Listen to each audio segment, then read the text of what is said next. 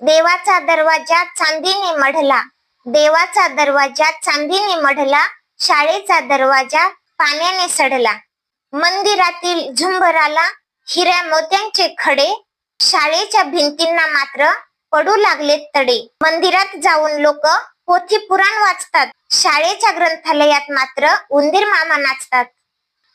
मंदिराच्या दानपेटीत गुप्तदान मागतात, शाळेच्या देणगीची पावती मात्र मागतात.